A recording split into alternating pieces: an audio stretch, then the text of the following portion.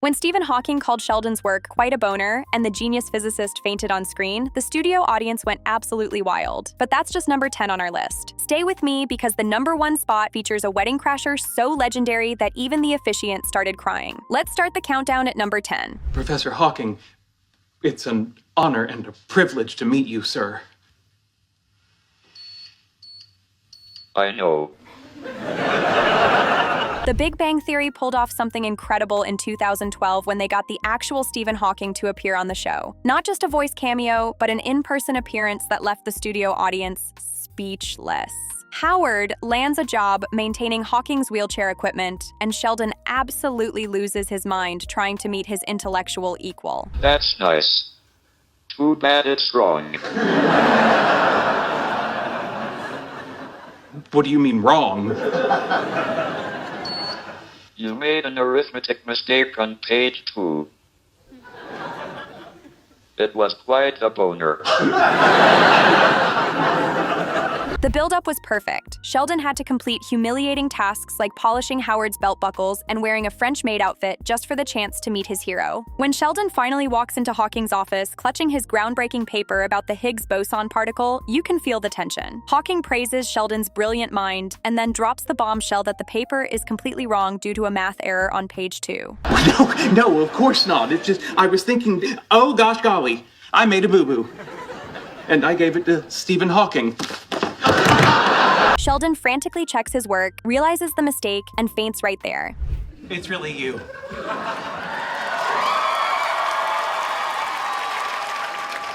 Mr. Jeffries, I am so sorry. We should have told you about the broken elevator. I agree.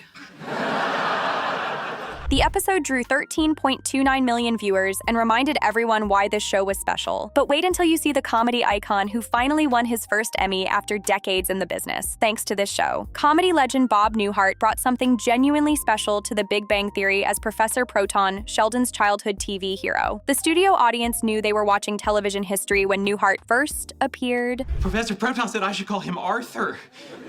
That means we're friends. No, a friend would have told me about the elevator.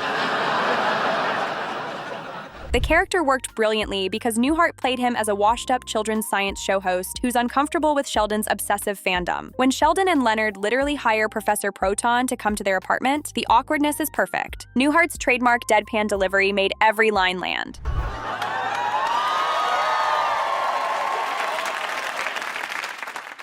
Oh, great, this again. Arthur! The relationship evolved beautifully over 6 appearances, with Professor Proton becoming a father figure to Sheldon. Even after the character died in season 7, he kept appearing in Sheldon's dreams dressed as a Jedi Master, dispensing wisdom.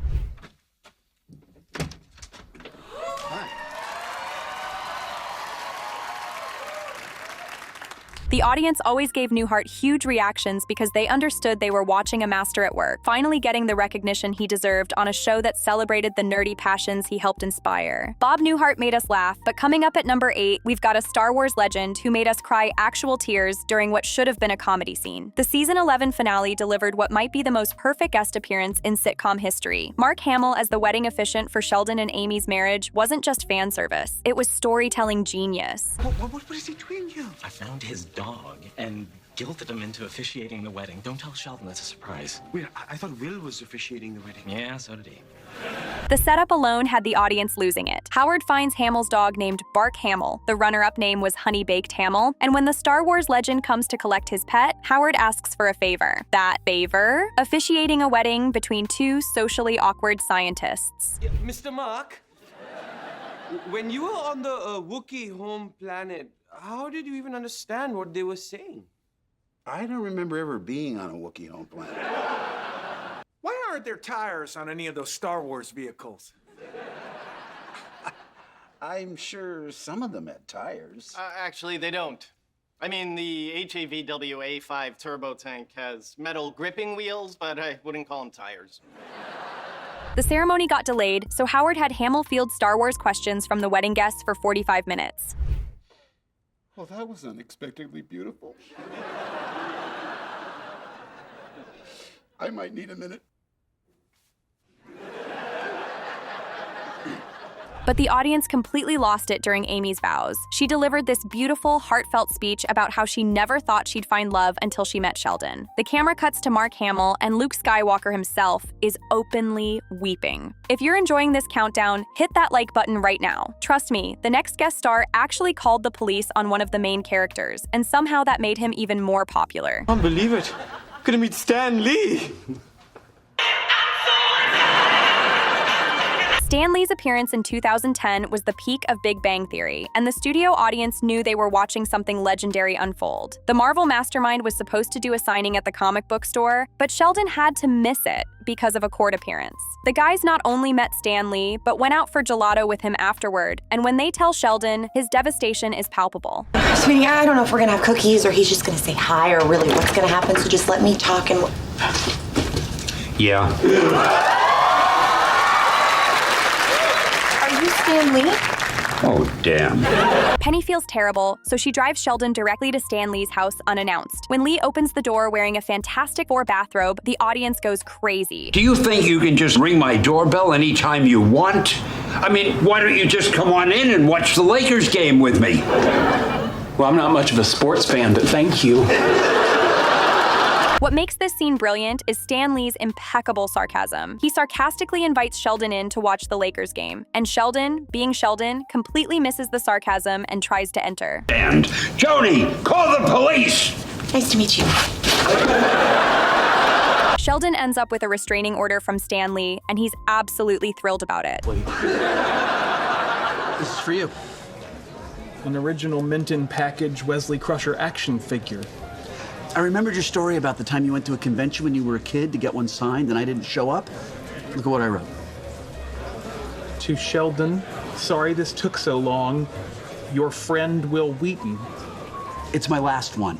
I want you to have it. The audience couldn't stop laughing because only on this show would a restraining order from a superhero legend be considered a badge of honor. Stan Lee appeared once, but the guest star at number 6 showed up 17 times and went from being Sheldon's worst enemy to one of his best friends. When Will Wheaton first appeared on The Big Bang Theory, the audience had no idea they were witnessing the beginning of television's greatest redemption arc. Wheaton played a deliberately obnoxious version of himself, and his history with Sheldon was comedy gold. The backstory? Young Sheldon attended the 1995 Dixie Trek convention specifically to meet Wesley Crusher, and Wheaton didn't show up. Sheldon never forgave him. Will Wheaton, my old friend. I've chased you around the moons of Nibia and round the Antares maelstrom and round perdition's flames. You know you keep quoting Wrath of Khan, but he was in Next Generation as a totally different set of characters. Silence! Their first on-screen confrontation happened at a Mystic Warlords of Ka tournament. Wheaton manipulates Sheldon by claiming his grandmother died, making Sheldon throw the game out of sympathy. Then Wheaton reveals he lied, and the audience gasped at his villainy. What are you doing here? Fighting for our friendship? As peculiar and annoying as you can be, you're still my little buddy. I'm not going to let that end here tonight. Now put down that drink, let's meet Brent Spiner and go home. The feud escalated brilliantly over 17 appearances. He sabotages Sheldon's bowling team. He befriends Leonard just to annoy Sheldon. Surprisingly, it only took gas money and the promise of free food to get him here. Mr. LeVar Burton. Hey, Sheldon, it's a pleasure to be here. Well, we've got some interesting flags for you. Yikes! Each appearance brought bigger reactions from the studio audience because everyone was invested in this ridiculous rivalry. Will Wheaton's rivalry was incredible, but it's nothing compared to the uncomfortable stalker-level obsession that made another Star Trek legend visibly panic on camera. LeVar Burton's appearances on The Big Bang Theory showcased something the show did brilliantly, making celebrity appearances feel genuinely awkward and funny. As one of Sheldon's childhood heroes from Star Trek, The Next Generation and Reading Rainbow, Burton becomes the unwilling object of Sheldon's most obsessive fandom. The studio audience loved every uncomfortable second. Oh,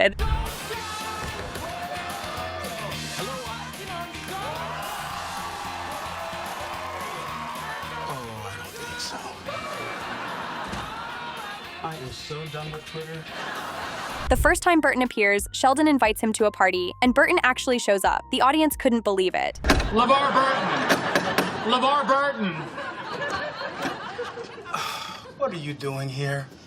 You told me not to call, and I didn't know how else to give you the good news. Fun with Flags is back, and you can be in the next episode. But instead of being honored, Burton looks increasingly uncomfortable as Sheldon completely monopolizes his time. In later appearances, Sheldon makes unannounced visits to Burton's house, and LeVar's reactions shift from bemused resignation to genuine panic at this stalker-level enthusiasm. How are you gonna get James Earl Jones? Simple. Earlier today, he tweeted that he's looking forward to going to his favorite sushi restaurant for dinner. I Googled an interview from 4 years ago, which was conducted in his favorite sushi restaurant.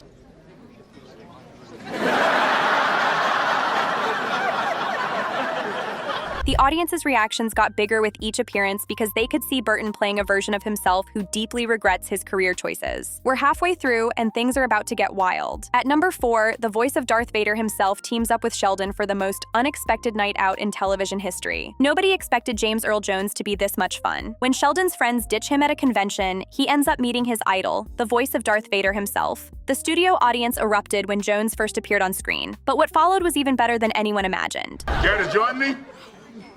Thank you. My friend Leonard said if I bothered you while you were eating, you'd think I was a creepy stalker. Well, your friend Leonard sounds like a real weenie. Jones doesn't just tolerate Sheldon, he genuinely seems to enjoy hanging out with him, and they go on this wild adventure around Pasadena. Whose house is this? Carrie Fisher. And she's a little crazy, so get ready to run. It's not funny anymore, James! Then why am I laughing? They hit up various hotspots, and then came the moment that had the studio audience absolutely screaming with laughter. Jones and Sheldon played Ding Dong Ditch at Carrie Fisher's house. When she comes out in her nightgown wielding a baseball bat, ready to take down whoever pranked her, the audience lost their minds.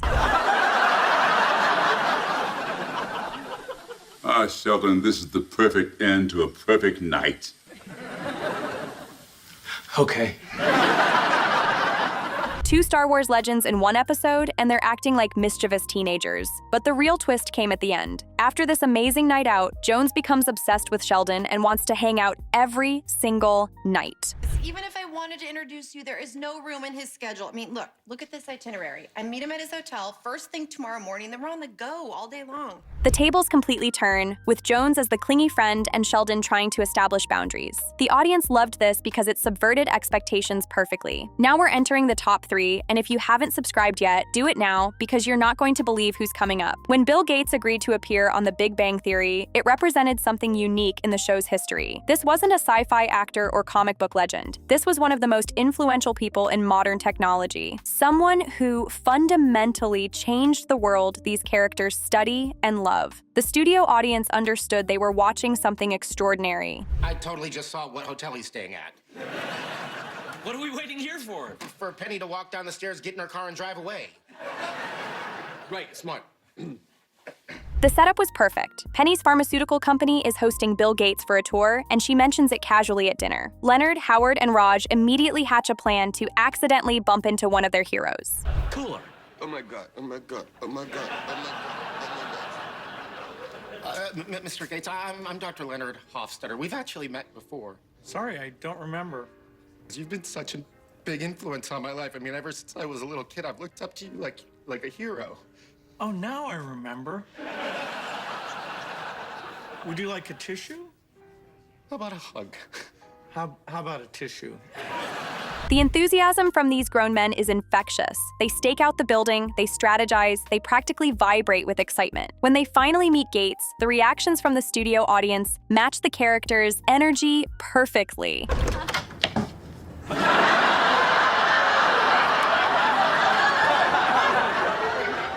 It's not funny anymore, James! Bill Gates was incredible, but at number 2, we have Princess Leia herself appearing at the end of the wildest celebrity night out ever filmed. Carrie Fisher's appearance was brief, but absolutely perfect, and the studio audience gave her one of the loudest reactions in the show's history. This was Princess Leia herself, and her cameo came at the end of James Earl Jones and Sheldon's wild night out. After they ring her doorbell and run away, Fisher emerges from her house ready for battle. Hello. Captain on the bridge! Captain on the bridge! What makes this moment so special is that Fisher was famously funny and unafraid to poke fun at herself. Here, she's playing a version of herself who's completely fed up with Star Wars fans bothering her at home, and it's gloriously in character. All right, here we are. Number 1. After 12 seasons of waiting, the show finally landed the ultimate Star Trek legend. After 12 seasons of references, discussions, and debates about Star Trek, The Big Bang Theory finally landed the ultimate get, William Shatner as Captain Kirk. When he appeared in the later seasons, fans had been waiting over a decade for this moment, and the studio audience's reaction was thunderous. You're William Shatner. You can call me Bill. Well, can I call you Captain? No. Please? No. But leave it to this show to make Shatner's appearance both triumphant and absolutely disgusting. Sheldon gets invited to Wil Wheaton's secret celebrity Dungeons & Dragons game, and Shatner is there as the surprise guest. For Sheldon, this is beyond a dream come true. Captain James T. Kirk himself is sitting across the table from him. The anticipation builds beautifully as Sheldon tries to play it cool, but you can see him vibrating with barely contained excitement. Oh, poor Shatner. Poor Shatner, I have to eat lunch now. Look, Sheldon's pretty embarrassed, so when he gets... The audience is with him every step of the way, equally excited to see how this meeting will unfold. And then it happens. The moment arrives when Sheldon finally gets to interact directly with his ultimate hero, and the overwhelming emotion causes him to projectile vomit all over William Shatner. The studio audience went completely insane. Which guest appearance is your favorite? Let me know in the comments. And if you enjoyed this video, smash that like button and subscribe for more TV history.